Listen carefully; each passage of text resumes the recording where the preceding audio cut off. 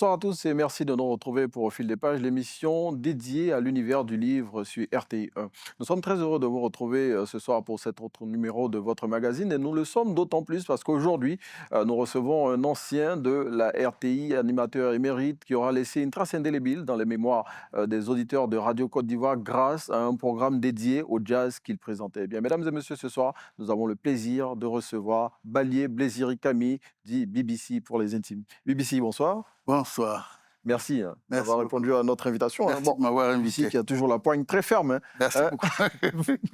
Bonsoir papa. Merci beaucoup. Et merci Ah ouais. d'avoir répondu à l'invitation d'Au fil des pages. Il faut parler de cette œuvre, Mes passions et moi. Bon, attendez, je vais m'y prendre à deux mains parce que il fait 668 pages ce livre et là-dedans, BBC nous partage toutes ses passions et il retrace en images la musique ivoirienne de ces, on dira, 40 ou 50 dernières années, n'est-ce pas? Bon, Hein? disons que c'est le temps de ma vie, quoi. Oui, oui, oui, Disons ça comme ça. oui. Le temps d'une vie, une Ou le temps vie d'une vie, entre... oui, oui. Parce Oui, que des photos qui sont dedans, oui. je les ai faites pour beaucoup. Mhm. Je n'avais aucune intention d'écrire un livre, quoi que ce soit. Oui, oui. C'était un plaisir pour moi. Je ne vends pas mes photos. Je passe mon temps à les regarder, à prendre le plaisir de les regarder. Mais un jour, je me suis dit peut-être qu'il faut que j'en fasse quelque chose. Surtout que mes enfants, derrière moi, n'ont pas arrêté de me dire, papa, tu fais quoi de ces photos? C'est une question à laquelle il fallait que je réponde. Et c'est ça la réponse entre vos mains. Et donc, justement, nous allons soumettre notre invité à justement toutes ces questions auxquelles il va bien évidemment répondre pour nous partager toutes ces photos-là qu'il a consignées dans ce livre. Je le rappelle, de 668 pages. Bon, j'ai même du mal à le tenir, mais bon, on va y arriver. On passe par la première articulation de votre émission, vous le savez, au fil des pages, c'est Dis-moi ce que tu lis, le doc littéraire. On commence bien évidemment par le doc littéraire.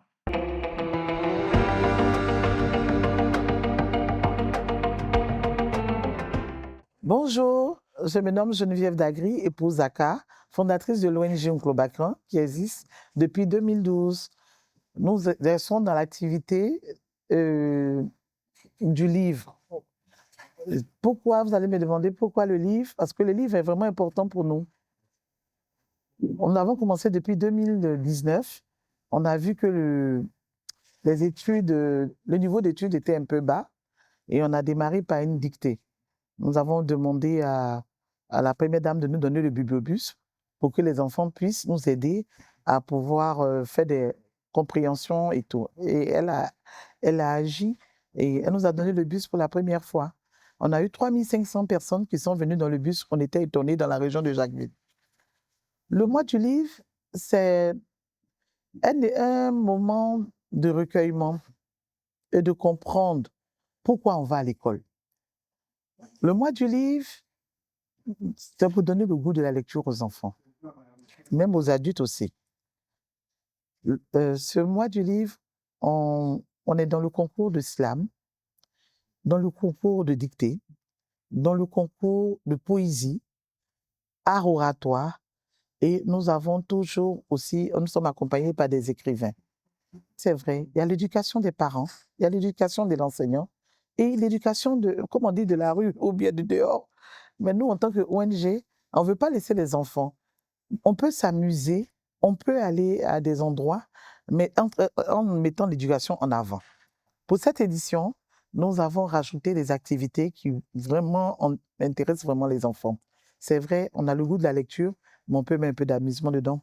Donc, nous avons démarré par le concours de slam, le concours de poésie, la lecture à haute voix, qui est un handicap pour certains enfants qui ne peuvent pas lire devant le public, et le concours comment on appelle ça, d'expression écrite aussi, qu'on l'a fait. Maintenant, on va apprendre la deuxième étape qui sera la dictée. C'est la dictée surtout le latéral. On fait la dictée du secondaire, du primaire et même des gens de choses. Donc, on attend à plus de 2000 enfants qui font le concours de dictée. Nous allons rentrer aussi dans la dernière étape des concours, c'est le maracana. Le maracana inter-école. Parce que si tu ne sais pas lire, tu ne peux pas être un professionnel du sport. Voilà, aujourd'hui, comment nos éléphants s'expriment et tout, ça fait plaisir de les entendre. Donc, on rajoute le sport où on a au départ le marathon des femmes. La jeune fille peut s'exprimer, c'est la journée de la femme et tout, on verra le marathon que des femmes. C'est grâce à la première dame que nous avons créé le mois du livre. Et je veux remercier cette grande dame au grand cœur qui aime les enfants, qui nous a donné plus de 3000 livres dans un bus où les enfants s'expriment. Je remercie aussi Madame la ministre de la Culture qui nous donne les moyens de pouvoir bouger et Madame la ministre aussi de l'Éducation nationale. Si elle ne donne pas son autorisation, le mois du livre ne peut pas exister. Donc, je remercie tous ces acteurs, tous les partenaires qui nous soutiennent dans l'ombre, qui viennent nous donner de l'eau, des biscuits pour maintenir ces activités-là. Je leur dis vraiment merci. Et on a eu beaucoup de maisons d'édition qui nous ont donné des livres. Je remercie ces personnes-là. Parce que sans eux, je ne peux pas avoir une bibliothèque à Jacquesville et puis je ne peux pas donner le goût de la lecture aux enfants. Tous, mettons-nous tous derrière ces enfants parce que la réussite de nos enfants se trouve dans nos mains. Je remercie le Seigneur pour qu'on puisse arriver à la 7e édition encore. Pour la 7e édition, on va commencer par le sud. Au niveau de Bassam, ils nous ont donné l'accord, ils nous ont approchés pour refaire. Au niveau des Dabou et des Laou, des grands ponts, on va essayer encore d'étendre et même arriver même au centre. Et j'espère que le gouvernement et ces personnes de l'enseignement vont m'aider à pouvoir grader tout ce que je ne peux pas. Et je demande à des opérateurs économiques aussi de pouvoir nous aider aussi à venir m'aider à faire cette activité dans toute la Côte d'Ivoire, si ça ne dérange pas. Mais ceux qui aiment les enfants. Merci. Allez, donc je le disais hein, tantôt, BBC, ce livre dans lequel vous nous partagez toutes vos passions. D'abord la passion pour la photographie, vous l'avez dit, hein, vous avez fait énormément de photos durant votre carrière qui a été assez longue, hein. Et puis justement, vous avez partagé, on ne dira pas le quotidien, mais c'est tout comme de plusieurs générations d'artistes musiciens ivoiriens. Et vous nous en parlez dans cette belle œuvre. Alors, la première parole que je peux te donner, c'est que je suis journaliste Oui, et je ne comprends pas qu'un journaliste ne puisse pas faire de la photo. Le journalisme est accompagné par la photo. bien évidemment pour les La illustrations. photo est accompagnée par le journalisme. Oui, Et je pense que c'est important d'avoir ces deux éléments qui se complètent oui, pour prétendre à cette profession. Cela dit, un journaliste est un journaliste avec ou sans photographe. c'est bien cela. Voilà. Puisqu'un photographe sans journaliste est toujours un photographe. Bon, donc pour moi, c'était important Oui, de pouvoir allier les deux. Mais comme j'ai dit, j'ai une passion pour la photo, c'est bien cela. autant que j'aime mon métier de journaliste. Et il fallait que je fasse en sorte que ça puisse aller ensemble. Mais ce n'est pas évident. Et ça n'a pas été tout de suite comme ça. Donc je me suis dit qu'il faut que, comme je fais de la photo, comment je peux faire pour mettre les deux ensemble. Pour Bon, raconter une histoire. c'était pas compliqué. Je veux dire que quand on fait déjà l'un, c'est facile de faire l'autre Oui. puisque on les fait séparément. Alors je me suis dit qu'il est important de pouvoir faire en sorte que l'un serve à l'autre. Oui, bien évidemment. Voilà. Alors, bon, le journalisme, au départ, quand j'ai commencé à faire ce travail que j'aime beaucoup, Oui. je vais vous dire même des petites anecdotes. Allons-y. Comme tous les jeunes, quand je commençais ce métier, c'était pas vraiment un métier que je pratiquais dans un journal, non. Je veux dire que quand j'ai réussi à faire passer un article dans un journal, j'en mettais le quartier pour qu'on voit le papier que j'ai fait. C'est moi qui ai écrit cet article. Oui. Ça arrive à tous les jeunes Mhm. débutants. Et puis petit à petit, j'ai commencé à faire ce travail sérieusement. Et vous avez été absorbé par la passion, hein, et ça a conduit à ce qu'on sait de l'histoire de BBC. Oui, absolument, absolument. Ça veut dire que je suis allé d'abord, je travaillais déjà. J'ai travaillé quelques années ici même à la télévision. Oui. Et je suis allé au temps de M. Ben Soumaro qui a été d'une grande Dont utilité vous pour moi. parlez hein, dans cette œuvre. Oui, absolument. Oui. C'est un monsieur qui m'a été d'une grande utilité. Je ne peux pas dire que Ben Soumaro était mon ami. C'est un grand frère. C'est un grand frère. Nous avions des relations assez particulières. Et c'est un monsieur que j'ai beaucoup admiré, professionnellement parlant, mais aussi dans sa vie de tous les jours. Donc, quand j'ai commencé ce métier, je me suis dit qu'il faut que je sois sérieux, comme lui. On ressemble toujours à ceux qui vous inspirent, bien sûr. Bon, bel hommage à Ben Soumaro, un feu Ben Soumaro, ex-directeur général de la RTI. Oui, si vous permettez, on va revenir à vos passions, hein, à toutes ces passions-là que vous racontez dans ce bel ouvrage. Et vous nous faites traverser les générations et les années. Et la première partie de cette œuvre est consacrée aux années 80-90 que vous baptisez la rencontre des générations. D'abord, il faut dire que la Côte d'Ivoire est un pays spécial. Oui. Parce qu'il y a tout ici, à savoir qu'il y a les Ivoiriens, mais il y a aussi les Nos non-Ivoiriens. frères, oui. Mais tout le monde est actif dans un secteur, Oui. quel qu'il soit. Pour la photographie, c'est une chose qui existe depuis très longtemps. Oui. Le journalisme, c'est une chose qui existe depuis très longtemps. Et pour la musique aussi. Hein. Et pour la musique, Passer de grands faits. c'est une autre passion pour Oui. moi. C'est une autre passion. Et comme je dis toujours à mes amis, je remercie le Seigneur de n'avoir pas fait de moi un musicien. Parce que les musiciens sont des gens extraordinaires qu'on ne considère pas dans notre Afrique. Ce sont des gens qui font un travail fabuleux. Et vous leur rendez un très bel hommage. Oui, magnifique, Oui. mais qui ne sont pas pris au sérieux. Quand vous allez épouser une fille, si vous êtes musicien, on va dire vous ne... Non, ouais, ça, c'était avant. Aujourd'hui, Parce que les musiciens ont commencé à gagner de l'argent, comme les footballeurs. Oui, oui. Bon, donc c'est important. Et donc, mes passions, là, c'était la musique, c'est la photographie, Oui. c'est mon métier. Oui. Et je me suis arrangé pour mettre ça sur la couverture. Oui, justement. La couverture, oui. c'est Louga François qui chante, c'est un chanteur. Un appareil photo. Comment? Et il y a un appareil photo. Oui, bon, on va remontrer cette couverture. Voilà, il y a un appareil photo oui. tenu par un photographe. Oui. Il y a Louga François qui oui. chante, oui. Il est sur une scène. Oui. Il y a un micro. Oui. Tout ça, ce sont mes passions. Oui. Je suis journaliste qui utilise un micro. Je suis photographe qui utilise un appareil photo. Oui. En tout cas, et je parle des artistes qui sont sur scène. Tout y est sur la couverture. Tout est sur la couverture. Oui, oui. Et donc, la rencontre des générations, comprise entre la période 80-90... C'était la meilleure époque, musicalement parlant. Pour BBC. Pour moi. Oui. C'est ce que je dis. Oui. Musicalement parlant, oui, oui. C'était la meilleure époque pour moi. Parce qu'ils étaient très nombreux ici. Non seulement les musiciens non ivoiriens qui ont beaucoup apporté, oui. et des artistes ivoiriens qui ont suivi après et qui ont créé des gens. Et dans ce livre, je suis tellement content d'avoir eu des photos. Bon, je ne le savais pas que j'allais un jour écrire un livre, comme je vous ai dit, mais je suis tellement content d'avoir des photos comme ceux de M. Lionel Phipps. Je ne sais pas si vous connaissez M. Lionel Phipps. Bon, je veux dire, je vais beaucoup apprendre aujourd'hui avec BBC parce qu'on parle d'artistes qui ne sont pas forcément de mon époque. Monsieur Phipps oui. est un grand musicien, oui. c'est un trompettiste oui.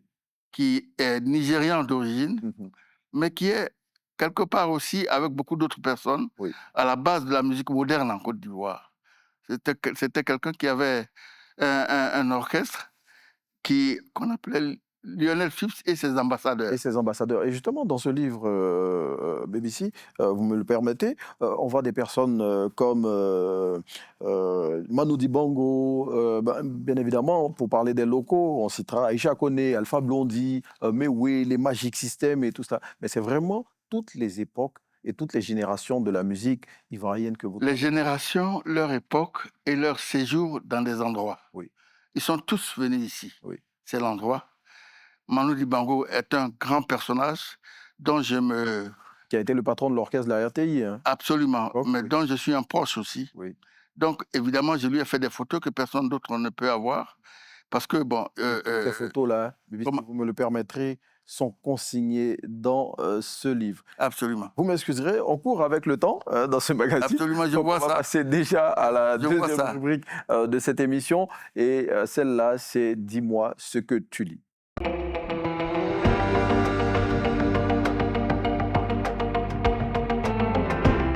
Bonsoir Renaud, chers téléspectateurs, bonsoir. Aujourd'hui, notre invité dans Dis-moi ce que tu lis est Hamza Diaby, journaliste présentateur sur RTI 1 et bien évidemment grand passionné du livre. Bonsoir Hamza. Bienvenue chez moi. Dans un premier temps, est-ce que vous pouvez nous partager des ouvrages ou quelques ouvrages que vous avez déjà parcourus? Tout de suite là, comme ça, de tête, il y en a quelques-uns des livres qui me viennent en tête. Je pense tout de suite à Merci l'artiste. Merci l'artiste, c'est une œuvre de Isaïe Biton Coulibaly, un de mes auteurs préférés. C'est un magicien de l'écriture, j'aime bien. Merci l'artiste, il faut aller le voir. Moi, je l'ai vu. Il y a peut-être 20 ans que je l'ai lu, mais c'est quelque chose de magnifique. Il a reçu, je crois, un prix en 2002-2003, j'ai plus trop la date en tête, le prix Nyonda, je pense, pour cette œuvre-là. Après cela, je veux parler d'une autre écrivaine qui est d'une habileté incroyable, mais qui malheureusement n'est plus des nôtres, Regina Yao, que j'ai beaucoup aimé, que j'ai fréquenté également, tout comme Isaïe Biton Coulibaly. Parmi ces nombreuses œuvres qu'elle a écrites, il y en a une qui me marque spécialement, c'est La révolte d'Afiba. La révolte d'Afiba, c'est cette jeune dame-là qui se révolte contre les coutumes et qui se révolte non seulement contre ces coutumes-là, mais aussi contre ses parents, ses beaux-parents, hein, ses beaux-parents. Et elle leur reproche de n'avoir pas pu encourager leur fils à revenir vers elle dans le foyer conjugal lorsqu'il est parti s'installer avec sa maîtresse, qui s'appelait Mireille, si j'ai bonne mémoire. Cette œuvre-là m'a fait aussi beaucoup de bien. Et puis, il y en a une autre qui est Les frasques des Binto. J'étais encore tout gamin au collège et puis j'ai lu cette œuvre-là. Et Binto, cet élève qui a rencontré Monique, voilà, une belle histoire qui malheureusement finit très, très, très, très mal. C'est un problème d'autodiscipline dans la vie qu'a connu Ebinto. Et face aux défis de la vie, justement, ses rêves se sont effondrés. Après lecture de toutes ces œuvres, est-ce que vous avez eu l'impression d'avoir été impacté? Je suis en train de vous parler d'œuvres anciennes, hein. C'est pas des choses que j'ai lues aujourd'hui. Et si je peux m'en souvenir aussi bien, c'est parce que vraiment ça m'a laissé quelque chose.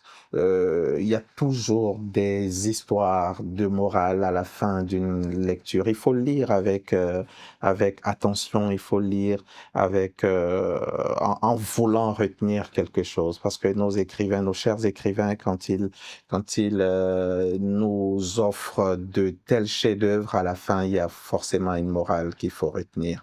Et moi, j'en ai beaucoup retenu, beaucoup retenu. Des frasques des Binto, il faut être discipliné, il faut s'auto-discipliner. Dans la vie, il faut être prudent, il faut avoir de la maturité. Ce sera en même temps le conseil que je vais donner à nos gens qui nous regardent, à tous ces téléspectateurs-là. Il faut faire chaque chose avec bonne conscience, avec maturité, avec sagesse. Il faut faire attention dans la vie. Il faut être discipliné. Faut pas attendre on t'oblige à être discipliné. Il faut être autodiscipliné soi-même. La vie est parsemée de beaucoup de pièges. Si on ne fait pas attention, les rêves, nos ambitions, nos objectifs peuvent s'envoler, tout comme ceux de Ebinto qui malheureusement se sont envolés. Et un jeune homme brillant, hein, à l'école, il était très brillant. Il aurait pu avoir une belle carrière, il aurait pu devenir un journaliste aujourd'hui comme nous on l'est, mais pour dire dans la vie, l'autodiscipline, marcher droit, essayer d'être dans la justice, dans ce qui est bon pour nous, s'assurer que nous-mêmes, on peut être les gardiens de notre vie. On n'a pas besoin qu'une chicotte nous accompagne. Ça, moi, je l'ai gardé et ça me suit jusqu'aujourd'hui.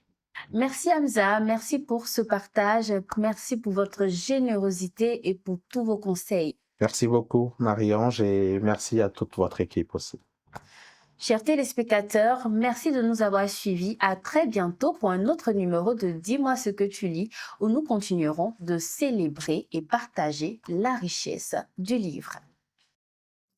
Allez, merci à notre reporter Marie-Ange Miem pour toutes ces interviews qu'elle réalise avec ces personnes qui se prêtent au jeu et qui nous partagent leur passion littéraire du moment. Allez, on est de retour avec notre invité, Balié Blésiri Kami, dit BBC. Hein. Voilà, on l'a dit, hein, ancien de la RTI et grand animateur radio, qui a présenté notamment une émission sur le jazz. Oui, Hein. Jazz aussi dont vous parlez dans ce livre, puisque c'est l'une de vos passions. j'ai parlé beaucoup, j'ai présenté principalement 2 émissions. Mhm. Radio Jazz Club, qui est un concert live, et Jazz en liberté. Oui. Ouais, parce que Mhm. Jazz en liberté, qui est une émission normale. Oui. Et ce sont des émissions qui m'ont apporté beaucoup Mhm. au niveau non seulement de la connaissance même du jazz, parce qu'il a fallu que je fasse certaines recherches en plus de ce que je savais Là moi-même. encore, c'est une autre passion Oui, c'est une autre passion, dont vous parlez aussi dans le livre. absolument. Et puis, il y a des gens que je connais qui sont dans la musique de jazz, beaucoup d'entre eux, Mhm. parce que j'ai beaucoup voyagé dans ma vie, j'ai eu cette chance. Mhm. Donc, j'ai rencontré des gens qui sont aussi des musiciens de jazz. Dont vous parlez aussi. Hein, Oui, dans ce oui, livre. africains, américains et autres. Mhm. Et donc, il fallait que absolument je sois avec ces gens dans ce livre. Oui. Vous avez tourné la page sur un monsieur que j'admire beaucoup, Celui-là, qui est monsieur Dibi René. Monsieur, le même Dibi René, ex-ministre de la Jeunesse et des Sports. non, son Ah, grand ok. frère. Pardon? Son grand frère. Ah, ok. Voilà. Bon, en tout cas, je fais l'effort hein, de montrer parce que je vous l'ai dit, hein, c'est au moins 3,5 kg ce livre-là. C'est pas facile de le tenir, hein, mais c'est 3,5 kg de connaissances. Voilà, c'est là où il y Histoire a votre musicale. main gauche, qui Oui. est Dibi Georges, Oui, oui. qui est un grand frère, je crois qu'il était architecte, je crois. Il Mhm. travaillait au BNET en tout cas. Oui. Ce sont eux qui ont créé le BNET. Ok. Voilà, et c'est le grand frère du ministre. Du ministre René. Voilà, Ok. et qui s'appelle René, lui. Oui, lui, il s'appelle René. Oui, c'est Voilà. ça. Et donc, avec lui, il y avait ces musiciens, il était musicien. Oui. C'est quelqu'un qui a décomplexé Mhm. les gens qui sont de grands types, comme on dit, parce que Oui. à l'époque, c'était quand même pas n'importe qui, Georges Dibi. Mhm. Et donc, qui a décomplexé beaucoup de gens, Oui. qui étaient des grands types, comme on dit, Oui. mais qui étaient musiciens, Mhm. mais qui le faisaient en cachette. Oui. Qui n'arrive Parce pas à que s'exprimer publiquement. non, c'est Exprimer parce que ça leur faisait passion. honte Oui. d'être musicien à l'époque, Oui. à une certaine époque. Mhm.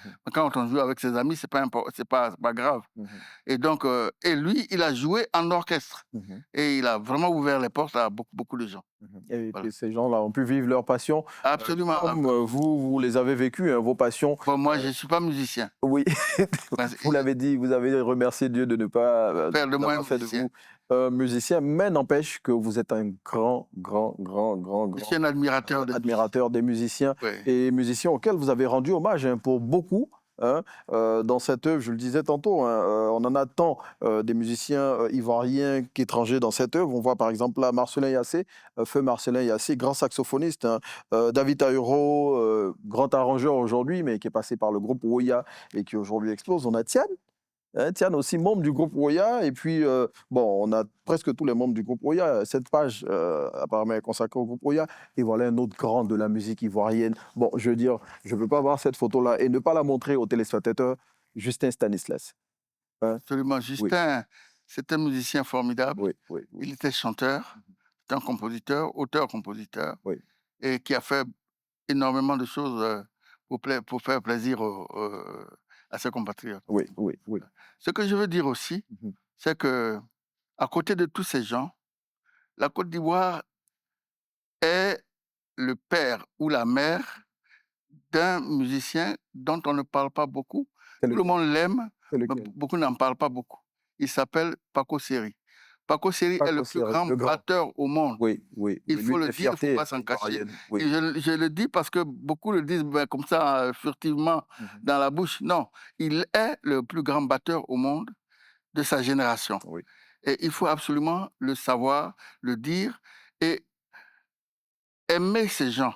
Vous le dites, hein, dans cette œuvre, vous parlez aussi de Paco Seri. Hein. Absolument, il Oui. est dedans, il est dans le deuxième livre aussi. Oui, oui, oui. Vous parlez aussi de Mewe, hein, Mais oui, légende de la musique ivoirienne. c'est mon idole. Oui, oui, oui. Bon, c'est on partage la même passion pour Oui, Mewé, alors, parce que absolument. moi, je suis un grand fan de Mewé. Et Absolument. vous parlez, bien évidemment, du King, Gadji Seli.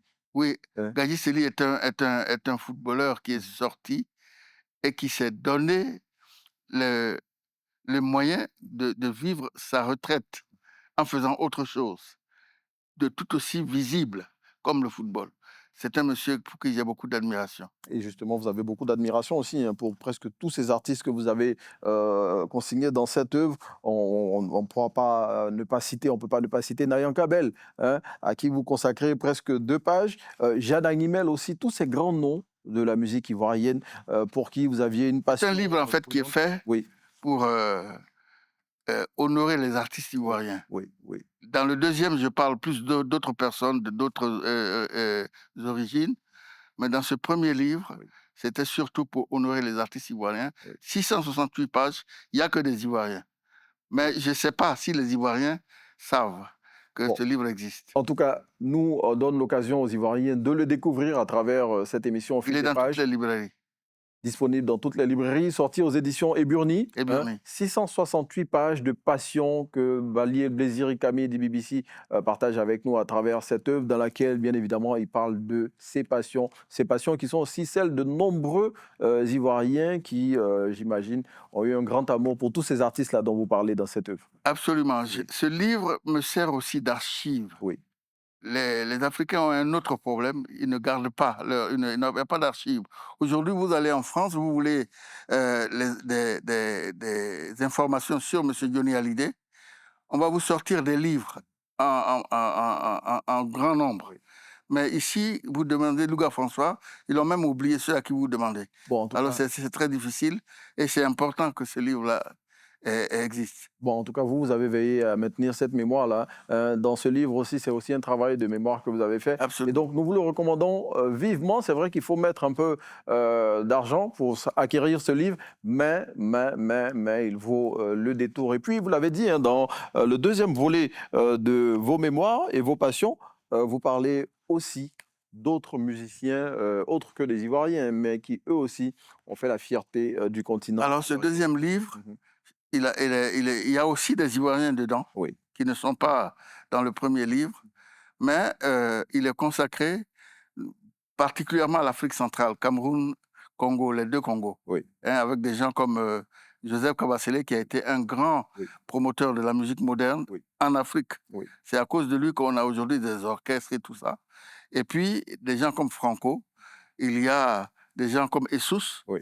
de Brazzaville, les Bantous de Brazzaville, les Bantous de la capitale, Oui, la et donc Manu Dibango lui-même. Oui. Et donc, il y a beaucoup de gens, notamment une autre fille ivoirienne qui vit en France et qui s'appelle Laïka Fatien, et qui elle-même aussi est venue ici faire un très grand concert. Bon, en tout cas, dans ces 2 livres, hein, bon, lui, il est tout aussi lourd, hein.